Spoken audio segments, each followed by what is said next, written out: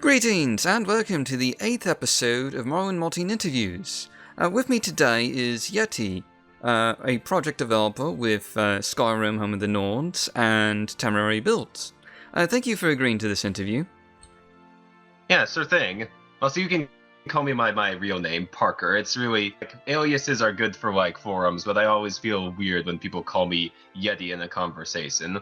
Except for my friend. I actually got the name Yeti from my friend. It was a nickname because I'm really tall, but yeah, I'd prefer, just using my first name just because it's just a little weird to be, replying, oh, yeah, oh, my name's Yeti, okay. Alright, Parker it is then. And we're going to go ahead and get started with a few basic questions. The first of which is, when did you first stop playing Morrowind and the Elder Scrolls in general? Okay, yeah, well, Morrowind was my first Elder Scrolls game, and I guess even though it feels like I started playing it a long time ago, it probably was kind of late compared to a lot of the real Morrowind veterans who've been playing it since it came out. I picked Morrowind off a store shelf in I think 2008. And at the time, I'd been following the previews and reviews for Oblivion in magazines and on websites, and that's how I became aware of the Elder Scrolls series. So I was looking at Oblivion and thinking, hey, that looks like a really great game. It looks like a cool fantasy game where you can go around, explore anywhere, visit all these distant lands, and fight enemies and do quest lines and make choices. So I originally wanted to start the series with Oblivion because that was the latest thing coming out, but I didn't have a computer that could handle it graphically. I'd only back in then I believe my family still had a very pretty primitive computer by most standards. So I figured I'd pick Morrowind up to tide me over until I did have a computer that could handle Oblivion, and I pretty much fell in love with its world, its characters, to the point that it sort of overshadowed more Oblivion in my mind when I finally got around to playing it. After all that time of looking to Oblivion, I didn't think Morrowind would just, oh, this is just the old game. This isn't gonna be as good as Oblivion, but hey, I see it. It's on sale, so I'll just pick it up and play it. And I ended up liking it much better than I eventually liked Oblivion. Now that is pretty interesting, since a lot of people who start out playing Morrowind generally, just go back to Morrowind eventually, even after playing Oblivion and Skyrim. So have you also played Skyrim, and have you found that general drift back to Morrowind as well? I've always been Morrowind has always been my main game in the series, and I played a little bit of Oblivion, and Skyrim I haven't actually gotten around to playing it. I'm a little embarrassed, just with all the time that I have as a university student and as have it in a with part-time jobs as well. I just haven't found that big chunk of time that I could put into a big open world RPG like that anymore. I definitely intend to eventually go back to it, but go to it and check out because I've heard it's pretty good, and it looks pretty good to me. It looks like an improvement over Oblivion. I'm not sure if it will live up to Morrowind in my expectations, but you don't know. But right now I just don't have the time to handle a big game like that. Oh yeah, I think most people really only have enough time for one major open-world exploration RPG game at any particular time. Interesting enough, I was playing Far Cry 3 recently, this year, and that's sort of basically an Elder Scrolls game with guns, is what the media has called it, and I'd say that's a fair way to describe it. It certainly had its fair share of quests and exploration, not as much interaction with NPCs, mind you, but there was definitely a similar feeling to it. I was playing a big open world game. I was playing a character. I was going around fighting monsters and discovering secrets. It definitely sort of had a Elder Scrolls vibe to it. Oh yeah, they really promoted that as a Skyrim with guns. That was in all the advertisements leading up to Far Cry 3's release. I think they're still doing it with Far Cry 4. I don't know, could be mistaken. Oh yeah. Far Cry 4 seems to be just Far Cry 3 with a different location and some added on cool stuff like riding elephants and just giving another open world playground to blow stuff up, which is always fun in its own way, yeah. Now anyway, moving on to the next question I have for you. Obviously you've done a lot of work for the province mods, but have you ever made a mod perhaps for your own personal use? And if so, what was it, and how did you get the idea for it? Not really. I made a few attempts at making stuff like houses and the characters with dialogue when I was just starting out, like my own mini mods, just exploring what I could do with the CS, making like little additions to the world here and there, maybe adding some ruins to this one location or adding like a new house to this location. And at one point, I even attempted designing a full island with a town and a quest line and like a new great house behind it and everything at one point. But I pretty much like gave up on most of that pretty fairly on. I didn't like get into it very quickly. It was just, I mean, after discovering Morrowind's enthusiastic mod scene, I was quickly caught up in the excitement about what was possible.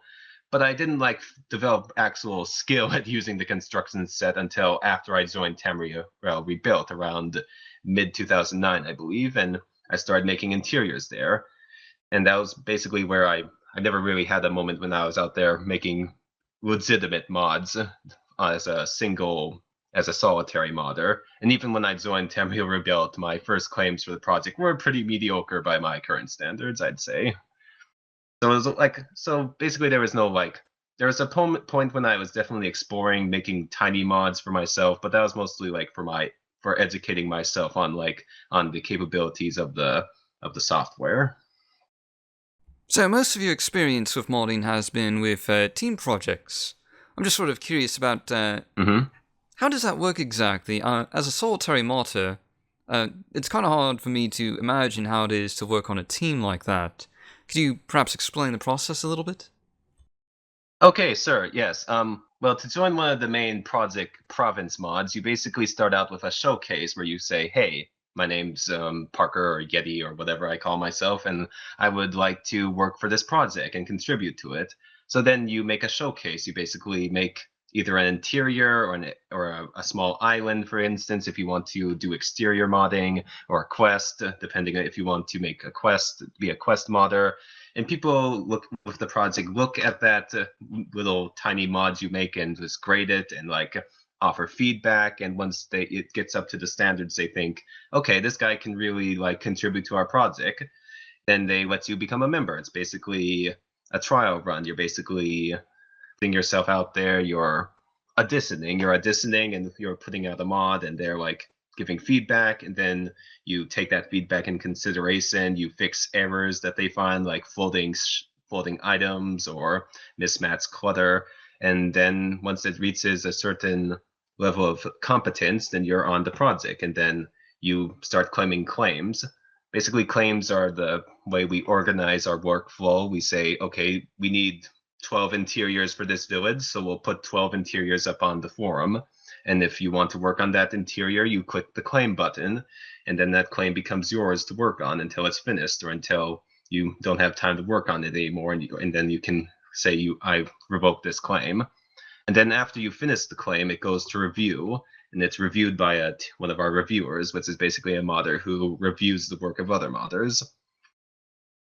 And after it's reviewed, it goes to a final review from like a project administrator, and eventually it gets merged into the larger file once we actually start working on putting everything together, putting the exteriors, interiors together, and then we start quest work, adding NPCs and dialogue to the game.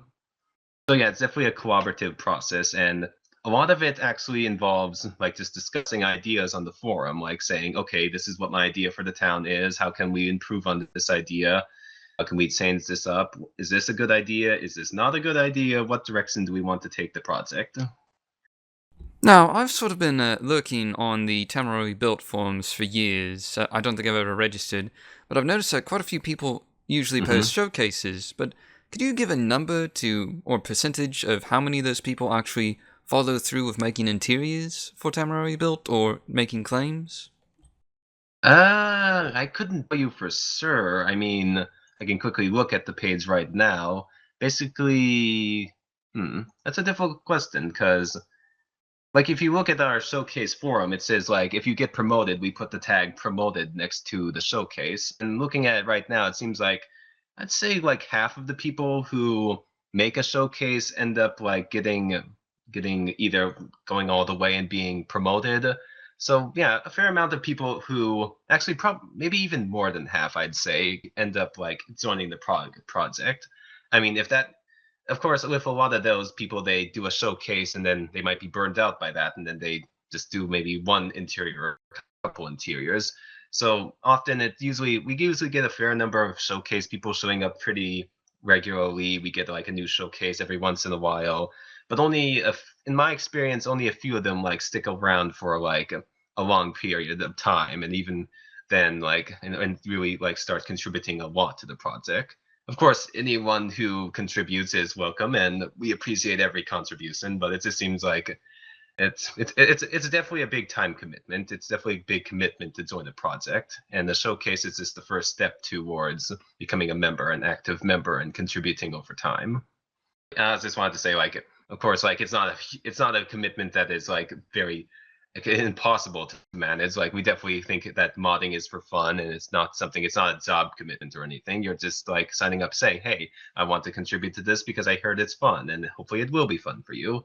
Of course, it's understandable if like someone like finds out that gets promoted and then they lose interest. That's understandable, but I think we like offer something that a lot of people are interested in trying out, and that it's generally fun to mod, and it's fun to mod in a group because like a group like gives you the opportunity to work off each other.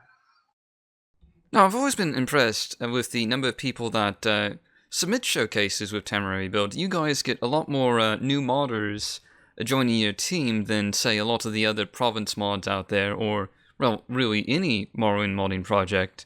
And I was sort of curious, do you know how many active modders there are actually working on Tamriel Rebuilt at any given time? No. I mean, we have a list of modders, of course, but generally the list is like that's not all the modders who are working at once. Yes, I really don't think I could answer that question. It varies. It varies between the week, actually. Basically, some people show up, some people like step back for a little bit. It really does vary a lot over time. Yeah, that's sort of what I figured, but, well, could you give a rough estimate, like maybe, I don't know, 20 to 30 modders on any given week? Or just 10 to 15 modders? Hmm. Hmm. I'd say potentially we've pitched the idea of doing a roll call every now and then, but we've never actually gotten around to doing it. I'd say it could be fair to say there's about, oh gosh, I'm not good with numbers. I know there's about, I'd say 15 to 20 would be a pretty good estimate. If you had to come up with an estimate, yeah. Alright, I've just always sort of been curious about that, because Tamriel Rebuilt is sort of the, well, sort of the icon, as far as province mods or big Mhm. Morrowind modding projects go in the community.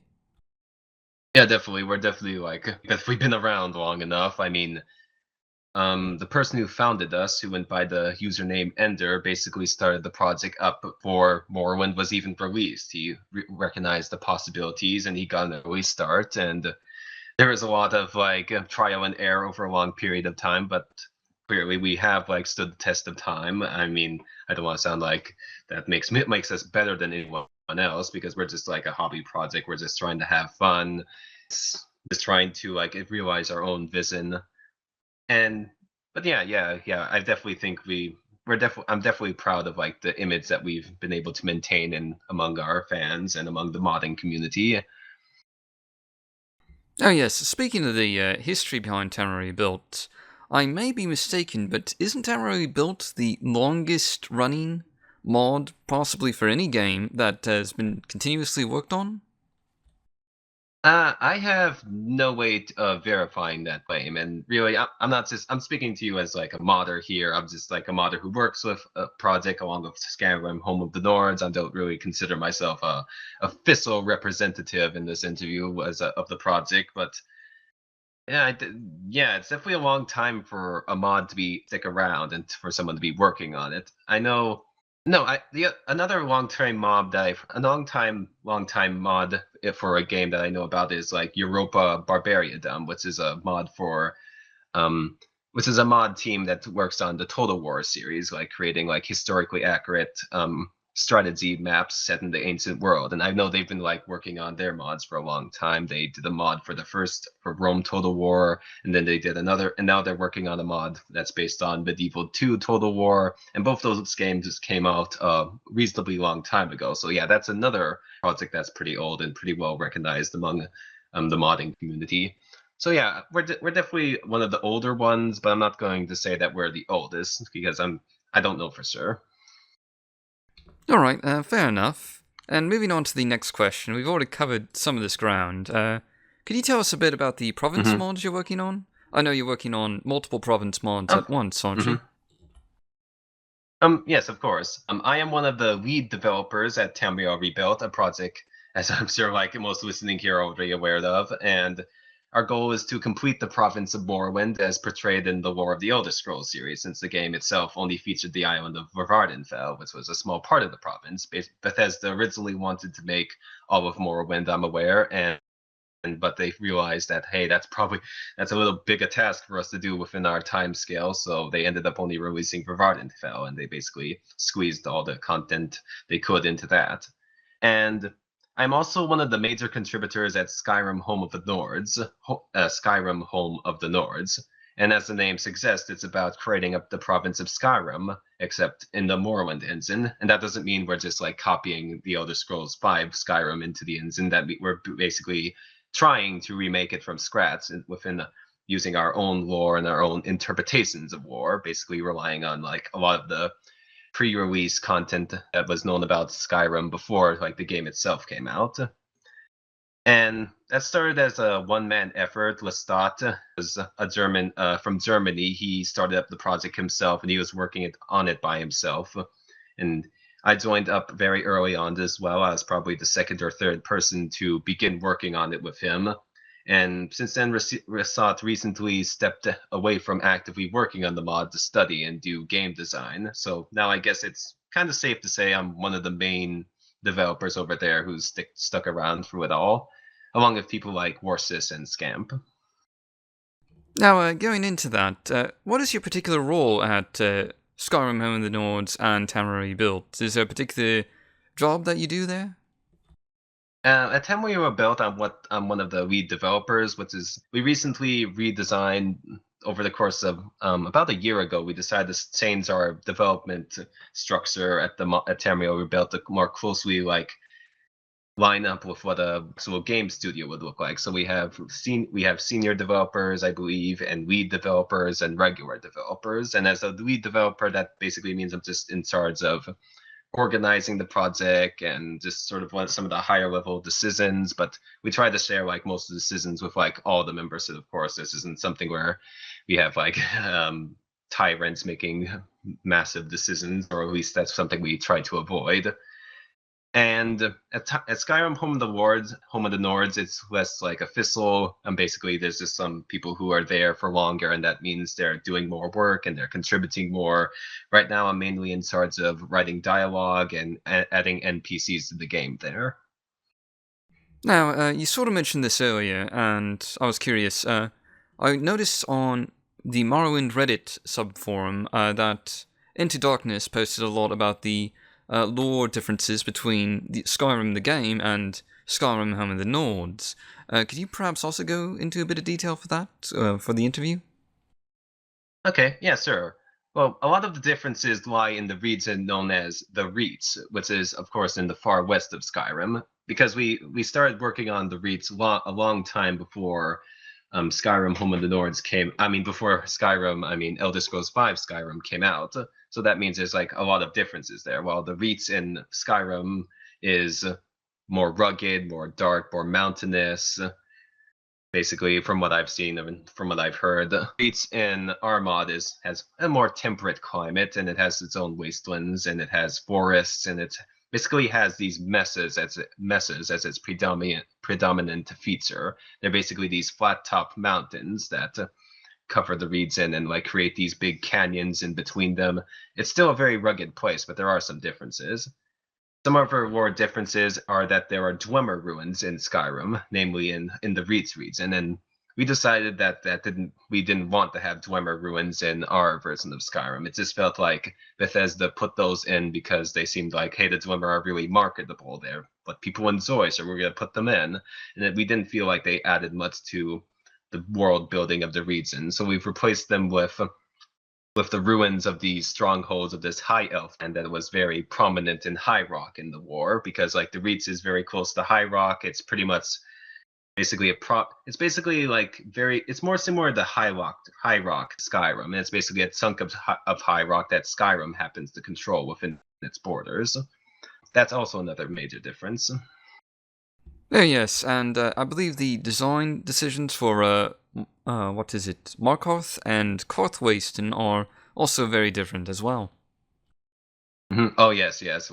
Well, the main difference is like Markarth's side, of course. Markarth is, of course, going to not be a Dwemer built upon Dwemer ruins, but upon high elf ruins. So it's basically switching one type of ruin for another. And the king lives in a keep called Elfstone Keep, I believe, because yeah. And Karthwasten, of course, is just a small mining town in the Elder Scrolls V. While in our game, it's a pretty massive trading city. It's big, like commercial city that has like a very Hammerfell feel to it because it used to be controlled by the Red Guards, but now is taken over by Skyrim in a recent war that's mentioned in the Fourth Pocket Guide to the Empire, which was just sort of just like a review of like the provinces of Tamriel released shortly before the Elder Scrolls 4 Oblivion came out. Now, I've heard that the Skyrim team plans to have a new release out soon with the Karthwasten area. Can you tell us a bit about that? Oh yes, we definitely are working on the last part of the release. Technically, it was a long time coming, just because the city was so big. It was so big. It was made probably a little bigger than we probably should have taken on. It was just like it's required a lot of concentration, building a lot of interiors. We've actually had to cut the number of interiors and buildings that the city has from about 96 down to about 80, I believe, just so it would like within the scale of our world and not be just enormous behemoth, but something that's a reasonably sized big city. And we're working on the last part of it. We're finishing the last interiors we need for it, along with writing the dialogue. I've been writing the dialogue for the NPCs for a while now, and adding NPCs to the city that's currently ongoing. So yeah, we definitely hope to have the release out within the reasonable future, I'd say. Yeah, very nice, and it sounds like something to really look forward to. Really does sound like a huge city. I mean, 80 buildings that dwarfs Balmora in comparison. Yeah, definitely. I mean, that started out sort of was what our leader like was thought. He wanted to make a mod that was bigger than Morrowind, basically reflecting a grander scale and really like taking the potential of the engine to its limits and making these massive forests and these massive cities. It was definitely a very big, ambitious project, and we've sort of had to dial down our expectations and learn that like sometimes big isn't best. Sometimes it's nicer to have like smaller, more reasonable cities as well, and sometimes the bigger cities don't have to be that big to be impressive.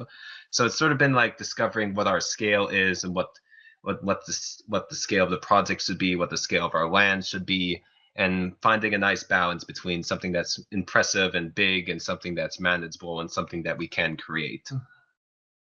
Now, are there any plans to make a major main quest for either Skyrim Home of the Nords or Tamriel Rebuilt? And if so, are there any details you can give us about that?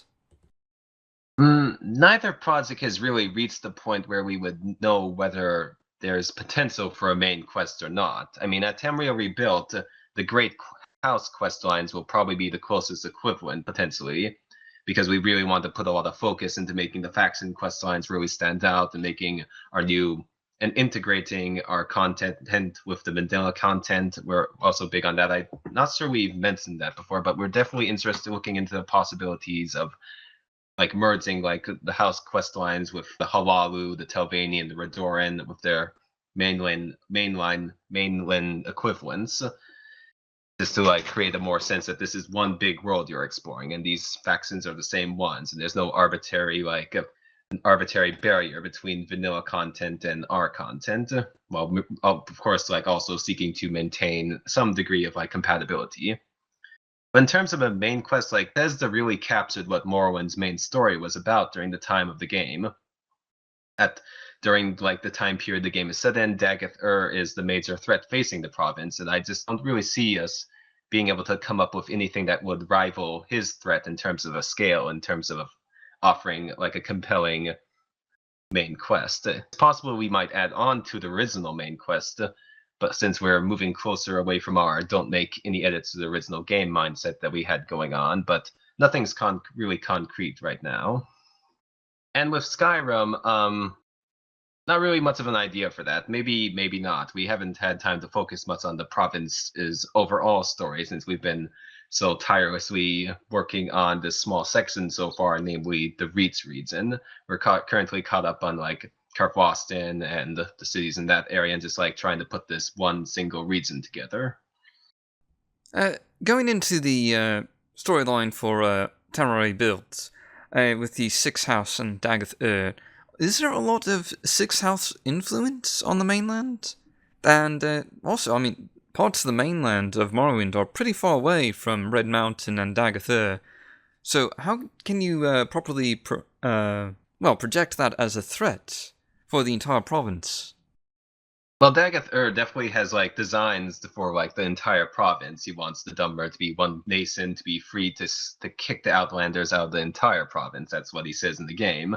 And obviously, it's a major threat if like the Temple thinks it's a major threat. The Tribunal are dedicated to keeping Dagoth Ur contained. The Ghost Gate is basically drawing on the ancestral spirits of all the Dunmer just to maintain it and keep his forces contained. So it's definitely a province-wide threat. Of course, naturally, because of course, like the volcano is so far away, maybe the houses on the mainland aren't as concerned about it. Definitely, like the Endoro and Dress probably aren't as big, thinking it's as big a deal potentially, but the Red Mountain definitely looms over all of, like, whenever you hear about Morrowind, you hear about Red Mountain. It's a major feature of the province, and the Dunmer are always talking about how they live in the shadow of Red Mountain. So even if you're far away from it, technically, it's still like a major focal point for attention and putting a major threat on the horizon, because Dagoth Ur is the devil of the temple religion. He is the main enemy of their people. So yeah, I definitely think he's basically this looming threat that can definitely be portrayed on the mainland, even if we haven't really decided on whether the Sixth House has any presence outside of the island. Going into Red Mountain, in a recent public statement earlier this year, I believe it was, Tamriel Rebuilt announced that they were planning to make Red Mountain larger, I believe. Make the mountain larger? I don't know if that was like the specific thing we said. I mean, we said we might have listed that as a possibility. Basically, our announcement was that we're not going to be limited by what the original game is. We're not going to let it constrain our storytelling. I mean, if we're making the province of Morrowind, and to make the ideal province of Morrowind means changing stuff on Vibrancy, we'll hope to eventually get around to possibly changing it and making changes. Of course, that'll all be discussed down the line. So right now, we don't really have like a concrete plan for that. We're really busy with like basically the current lands we're trying to release. But I guess that could be a potential thing we could do if we figured out that like a taller Red Mountain would be ideal, or if not, then not. I personally have the mindset that changes should be done where they will have like make a definite improvement, and definitely make the region, make the mainland and Vardinfell feel like they're one big province, that they fit together perfectly. And I definitely believe in being careful about not treating the work Bethesda did as this, oh, we can do better than that. I mean, Bethesda did great work on the game, but we definitely see room for improvement on how we integrate the vanilla content, and we're not going to hold it as like a strict limit that, okay, we can't do this, but we're never going to say that, okay, it's the vanilla game is like this, that means we just can't do it this way, our own way. We're definitely going to be like using like artistic license with how we handle the content. Oh yes, I was, the lore behind the Elder Scrolls game sort of just has it as Red Mountain being one of the largest mountains, well, in Tamriel really, and in reality, of course, in the game, it's sort of short, and so that I believe that's generated a fair amount of discussion over on the Tamriel Rebuilt forums. That the mountain's too short? Yes, because it sort of constrains you with building other mountains, sort of bordering the province of Morrowind. Yeah, I guess that's come up eventually, but we haven't really talked about it that much. I mean, we're not really considering it like a big deal. We're just trying to like make mountains that look good. And so far, I believe our mountains we've made mountains that look really good. I don't think they have exceeded Red Mountain's height yet, but I believe yes, we're definitely we have already have like massive mountains on the western border. They're not as big as Red Mountain, but now I'm just repeating myself because um honestly it's not really that big a deal. We aren't really like focusing on okay, Red Mountain's really not too short and we can't like we're not seeing it as like a big like constraining force. Now, sort of moving on to a different topic. Both Skyrim Home of the Hmm. Norns and Tamriel Rebuilt are pretty massive mods. Just how much planning goes into making them and getting each release ready? A fair amount to be perfectly blunt. So much planning that oftentimes it can feel a bit tad overwhelming. For instance, planning has become like a major focus at Tamriel built in part to prevent our bad habit of having to redo content. Like 2014 saw hundreds of threads created for the purposes of ironing out concepts for factions, cities, and regions. We've pretty much reorganized our workflow and so that like we're focusing on small areas with a like we're basically focusing a lot of attention on basic planning sections like Enduro Thur is like the planning for the development of the northwest eastern side of the Thur river valley, and like Andathrin Thur is about planning the northwestern bank of the Thur river, including the Halalu port city of Andathrin. So basically, we have like these small sections of like the province that we're putting a lot of attention into and ironing out and perfecting them. And so far, we've done a lot of planning and we've made all those concepts, but it's been kind of difficult translating all of that into like physical progress in the construction set. Since you mentioned it, Tamriel Rebuilt has redone a fair amount of content in the past, hasn't it? I mean, I seem to recall ghosting Mhm. on the forums and seeing, a lot of claims often get redone over and over again as new quality control methods get implemented. Hmm. Yeah, definitely. That's part of the reason why planning ahead is super important and how it can save you a lot of trouble down the road. For example, like the size of Karthwasten, like we talked about at Skyrim Home of the Nords, like we probably could have like saved a little time if we hadn't started with 96 buildings and we'd probably like had a more modest sized settlement and that wouldn't have eaten up so much resources. And not planning ahead obviously has been a big problem in the past that Tamriel Rebuilt. It leads to us like not knowing exactly what we want, and then we have to redo stuff to make it what we want, what the way we want it, and that's cause for concern. Like we redid the city of Necrom twice, and the city of El Malexia is set to go through its third iteration eventually. So in the future, we are really want to plan things so that we get it right the first time. Oh yeah, since you mentioned it, Almalexia is still kind of in limbo, isn't it? Yes, very much. So. Now, sort of moving on to some more personal questions. What draws you to modding video games in general? Basically, the chance to create and tell stories is a medium I love, and it's basically an outlet for creativity and to put it bluntly, my geeky interests. It gives me a blank landscape to just like create characters, to tell stories, and to build our own world and work with other people I enjoy working with on something that we both share a great interest in. And I love video games as a medium because it also involves a lot of interactivity. It allows you to explore worlds and to do all these great things. And I want to play my own part in like creating some of that and having a chance to not just like enjoy playing video games, but also creating, in a sense, a video game. Because I've always been like, I considered myself pretty creatively driven. I've always wanted, hey, if I want to read comics, I want to eventually draw comics. And I've thought to myself, hey, I love reading books, so that means I also want to eventually write a book. It's all about like wanting to participate in the media that I love and not just passively take it in. Now, do you find yourself spending more time modding these days, or playing video games, and do you enjoy playing video games more or modding? Uh, with just Morrowind, I've definitely probably modded more than I've actually played the game. I remember one of our big exterior modders at Tamriel Rebuilt once said, I think what he once said that the ratio of his play time to his modding time was basically 10 to 1. He'd spend 10 times more time modding the game than actually playing with it. And of course, that's just like modding a game is just another way to enjoy it and to have fun. And right now, I mean, I haven't stopped playing video games. In fact, I probably play just as much as I mod, but I just mod Morrowind and I play a lot of other video games, so it all evens out eventually. Now, have you been influenced by any non-Elder Scrolls games when you mod?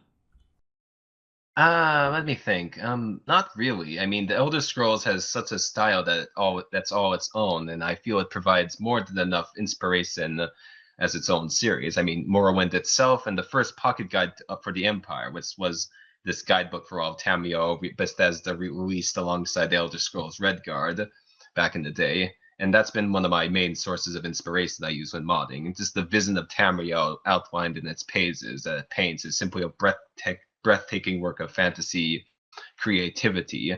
In many ways, the games themselves are sort of like the image of Tamriel that it painted with it wrote in its writings and its descriptions of the provinces. And basically anything that the former Elder Scrolls writer Michael Kirkbride had a hand in writing is great for drawing inspiration. It's like an inspirational gold mine. He wrote the 36 Lessons of Vivek, and in a lot of the better in-game books, and I'd say they definitely have a lot of inspiring creativity behind them. Oh yes, Michael Kirkbride has had a very lasting influence on the world of Morrowind and Tamriel, and, well, the province of Tamriel. Not province, well, continent. Sorry, I'm getting my terms mixed up. That's fine. Yeah, he definitely has. I mean, even though I don't believe he doesn't actually technically work for Bethesda anymore. He still it's clear that he still loves the world that he helped create, and he's definitely his lasting influence. Like sometimes it can get a little overbearing. Like people say, "Oh, Michael Kirkbride is this great guy. He's so great. Everything else is not as good as Michael Kirkbride." But I definitely think he, for the most part, deserves the recognition he has received. You know, he actually still does a lot of, custom art for Morrowind on, like, his blog on Tumblr, and, of course, he has the coda thing going on. And yeah, I haven't really followed some of his recent stuff, so I don't think I would really be able to comment on that. Well, moving on then. Do you listen to any music while you mod? And if so, what do you like to listen to?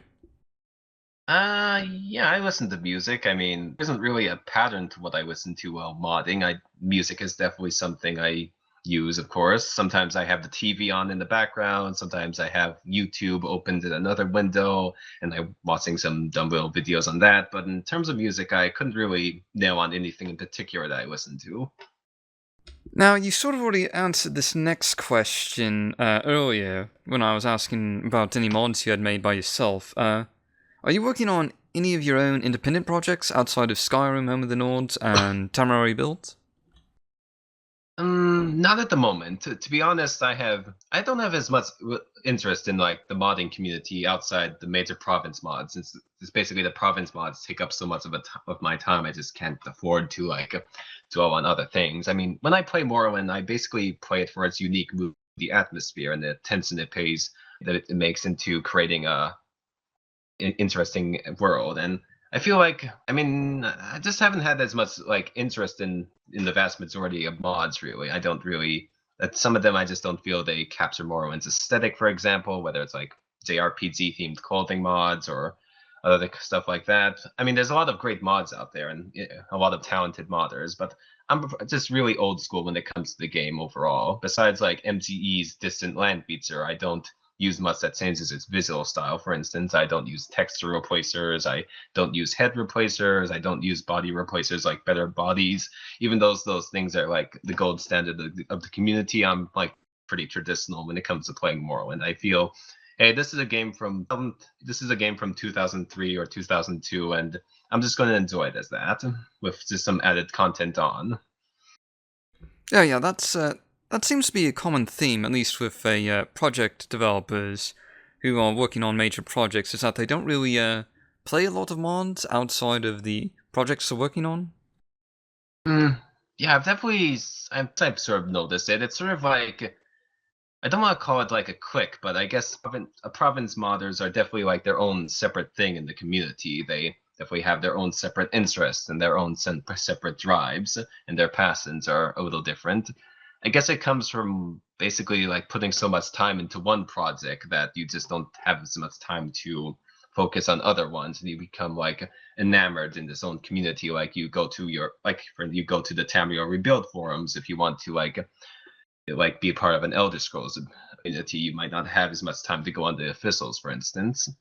But that doesn't mean I still pay attention to like mods outside the main province mod. I mean, it's not good to work in a vacuum and not pay attention to like outside forces and what's going on in the community overall.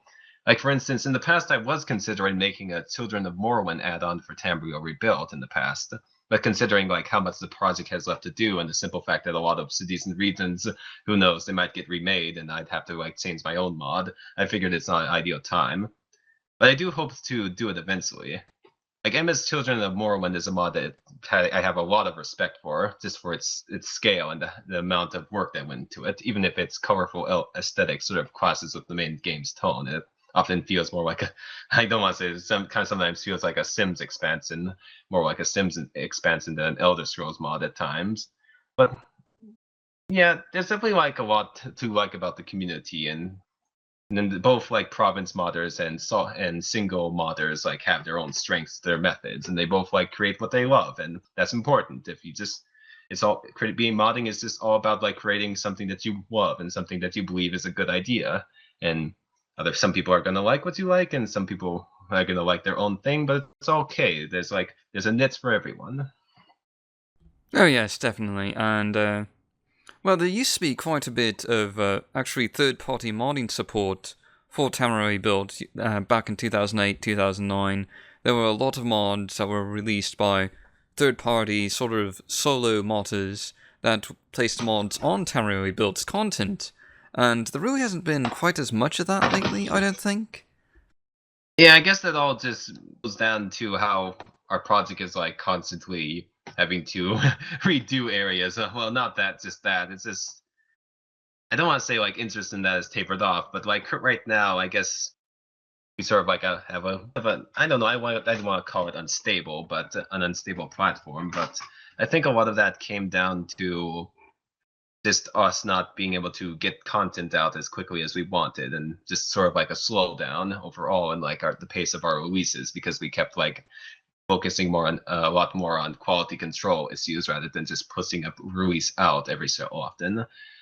So yeah, but I definitely hope to definitely hope that to encourage modders to mod our lands in the future, and hopefully we can provide like a more stable platform for them to mod on. Going on to the next topic, if you could make a single change to the capabilities of the construction set, what would it be? Hmm.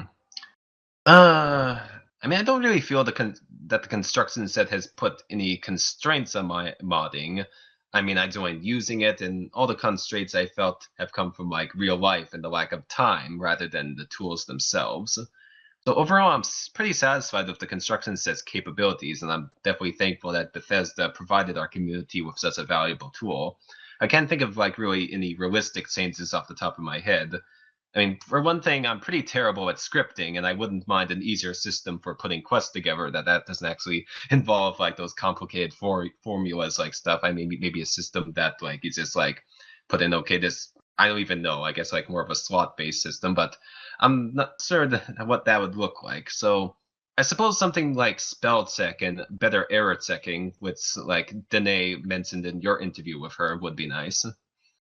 Oh yes, definitely spell checking. As a quest modder, I run into that issue a lot with typos and accidental spelling problems. I've noticed that the Oblivion construction set actually does have a spell check, but interestingly enough, it does not include lore terms from the Tamriel universe, so it'll mark Tamriel as misspelled.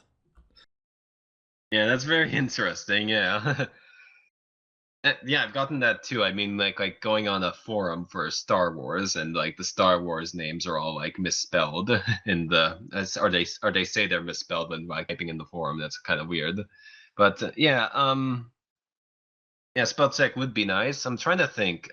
Like this construction set for Morrowind is definitely dated in certain ways, and I do look forward to seeing what Open Morrowind comes up with their construction set. But uh, I think I've gotten some good mileage on it. I think it's. I don't think there's like it's many major impediments for the simple stuff I work on. I'm sure there's like a lot of limitations with scripting. I've read up on that a bit, but again, like scripting's not my forte, and I don't think it will ever be my forte. Since you mentioned it, what do you think of Open Morrowind? And do you think that Skyrim Home of the Nords or Tamriel Rebuilt will take advantage of any of the features in Open Morrowind and maybe become Open Morrowind only mods? Or do you think both projects will remain mostly vanilla Morrowind compatible? In terms of whether they'll become Morrowind, Open Morrowind only mods or vanilla Morrowind capable, I have no idea at this moment. I mean, we'd have to wait and see if how much Open Morrowind takes off and see what the benefits would be. So that's definitely something that's farther down the line. I do think that is an amazing project and a very impressive project, and I do feel a little envious of like how much progress they've been able to make on the mod. They obviously have like a very dedicated team, and right, really, it's just really good for me to see that someone is working on future-proofing a great game like Morrowind, since the technology behind it isn't getting any younger, and I look forward to playing the game on a modern-ish engine with whatever extra bells and whistles they put in. As far as how it affects the province mods, it will probably most benefit generally playability. We have like we have exterior and interior cells at Skyrim Home of the Nords, for instance, with a lot more detail and statics than the original game. Environments have like massive pine tree forests and mountainscapes and cities with like a lot of clutter on the roads, and that comes with often that the Morrowind's game bio engine wasn't really designed to render such a high amount of detailing, which can lead to a lot of drop frame rates and a lot of lag if it goes overboard. So I definitely hope that the engine sort of like allows our makes the playability of our mods better.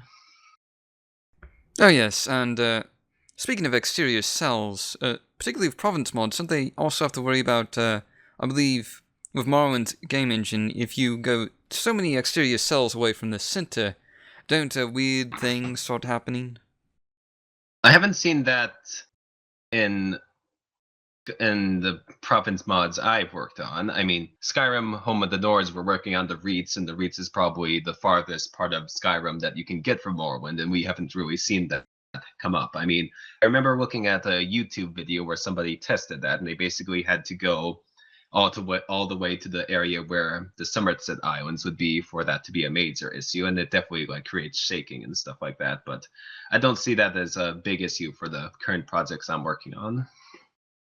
Now, going on to something else with Open Morrowind then, what features, systems, and/or mechanics are you most looking forward to being de-hard-coded in Open Morrowind? In our Zinni interview, he mentioned that world spaces are something that are going to come really quickly after the 1.0 release, and de-hard-coding the weather systems, of course, is something that will happen in the future.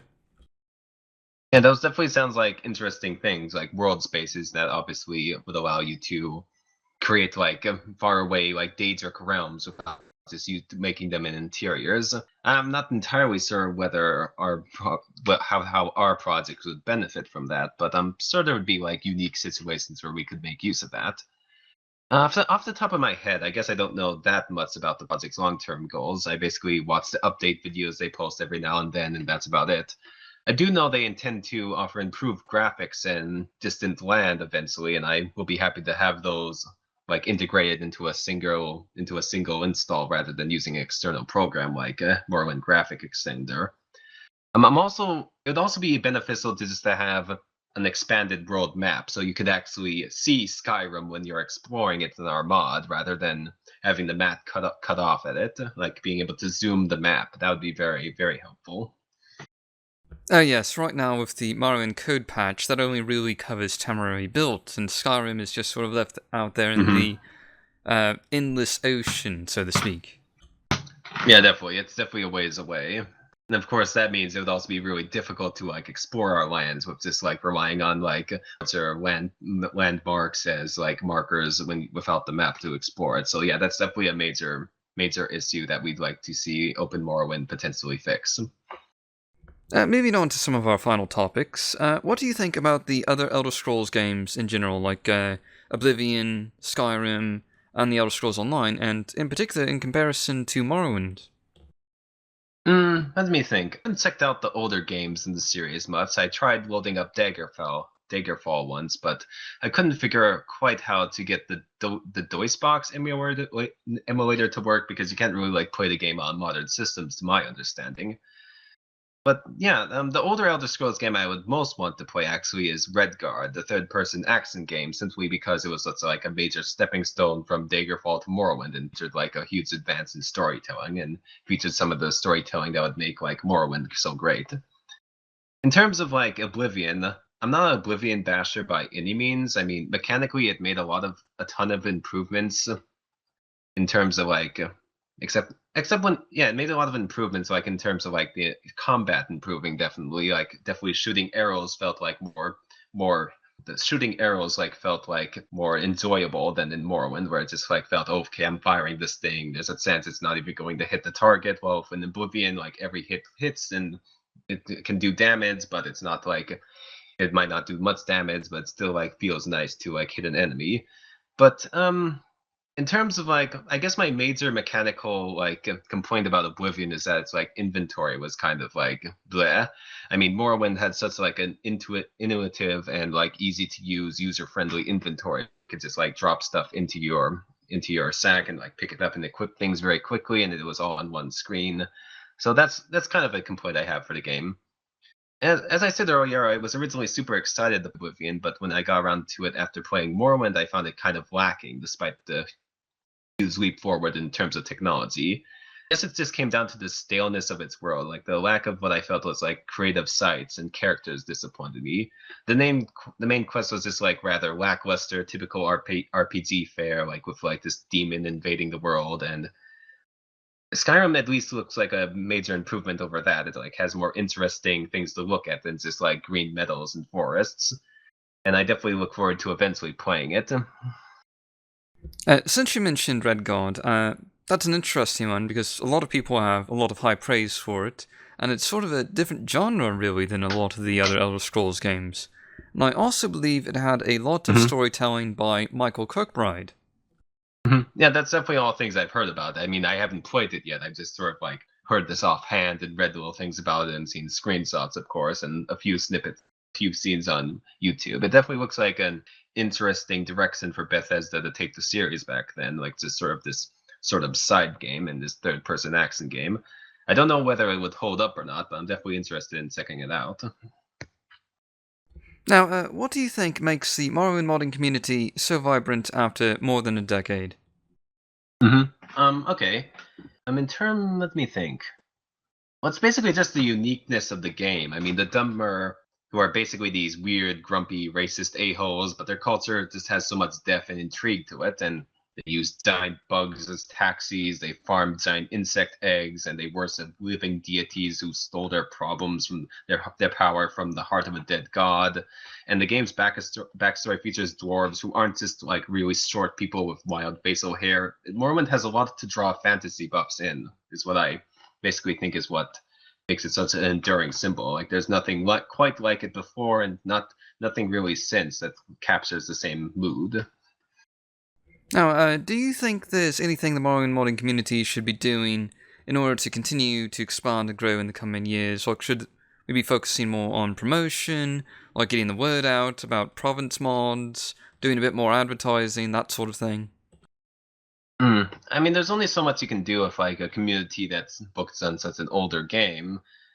I mean, there's definitely like a lot of projects that I'm rooting for. I mean, for example, there's Star Wars Gal and his or her work on Stroy's Mackay mod that he's doing, and I can't. I know it's called the Neverine Chronicles, and then it's followed by some words I cannot pronounce for the life of me. But it's a project I'm definitely like. I definitely think the best thing about it is that it has such a like a realistic scale to it. Like it's not the sky project like I'm working on that like has to have a like you have to have a big effort to put it together. Like it's making a small island, and that seems like a realistic goal to me. And I'm glad that like I'm like look forward to seeing what comes of that. Like another project I'm looking into is Milk. Of course, it just comes down to like getting good projects, good ideas, and then finding time to finish them. For instance, there's Melkor Dark's Ash and Blight mod that looks really interesting, and otherwise, I just don't know. I mean, modders should mod for fun, but there's also to a certain extent they should also like set realistic boundaries and sort of like say, okay, what's something that I can realistically put together that I'm going to be able to find the motivation to work on, and that's eventually going to come out and people are going to enjoy it. And that's basically something that's been a big deal at the project's province mods as well. Just like finding people who like have the time to dedicate to our vision. And lately, I've been noticing like a declining in activity from a number of veteran TR contributors, for instance, and simply because of like they're getting older and taking on more real life responsibilities, and finding time to mod and finding the motivation to mod something and mod something that's realistic that you can actually put together is like a big thing that I think is very important. And I also think whether you're working together or you're collaborating with someone, it's important to set realistic goals, I feel. Yeah, that sort of goes into my next question, and do you have any advice you'd like to give to budding new Morrowind modders out there looking to release their first mod, or perhaps someone looking to join a major modding team like Tamriel Rebuilt or Skyrim Home of the Nords? All I'll say is that with enough persistence, anyone can pick this hobby up. I mean, it can be an upward climb getting accustomed to the modding and developing skills, but it's well worth the effort. You get to, if you're working on a team, you get to work with some very creative people. I mean, some of the most creative people I've ever seen or have been on these forums and just like contributing such great ideas. And but then if you're working on your own, you have like free creative control, and you can like put out whatever you want, and you can get people interested in it, and you can like have a little small following, people following your mod and getting it put together. I mean, it's definitely difficult. I mean, it's definitely a challenge to put all your skills together and to learn something that's so like that requires like a lot of different skills sometimes, but it's definitely worth the effort.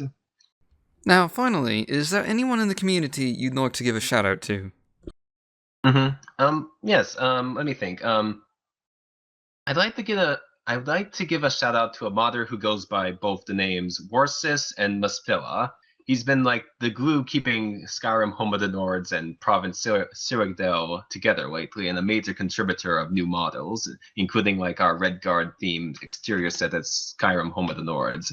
He's just a great guy, very humble, maybe sometimes a little too humble, I feel, but he's just like a joy to work with, and always like shows like a lot of dedication to the stuff he says. He commits to something that he's going to work on, and then he gets it done, and I really respect him for that.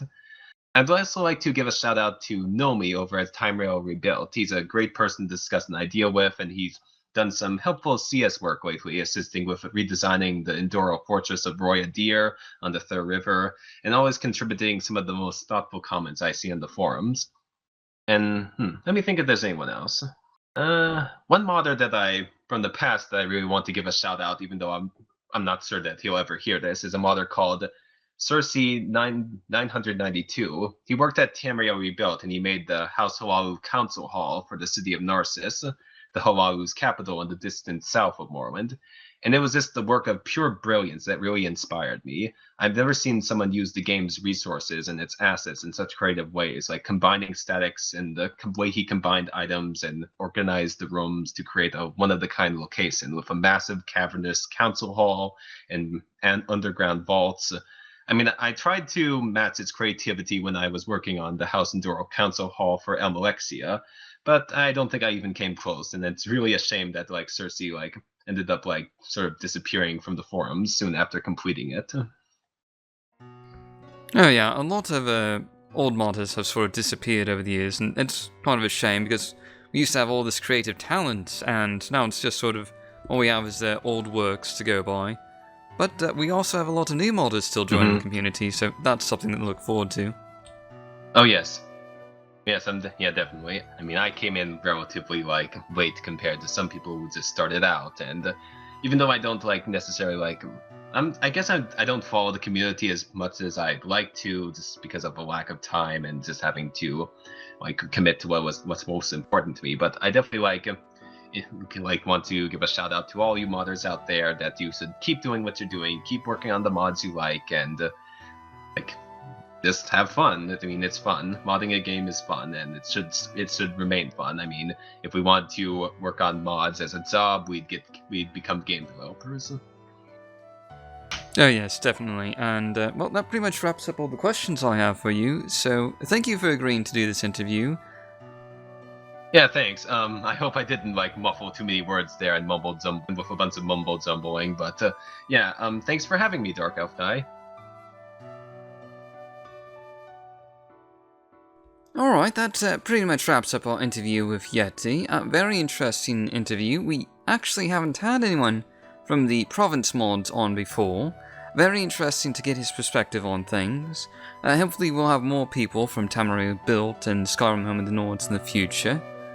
And, well, next week we have either Jack or Lugin on for an interview. I don't know which yet, it hasn't been decided. Basically, whoever's available. And so, yeah, you have that to look forward to. And, well, thanks for watching and or listening, or both. And I'll see you guys next time.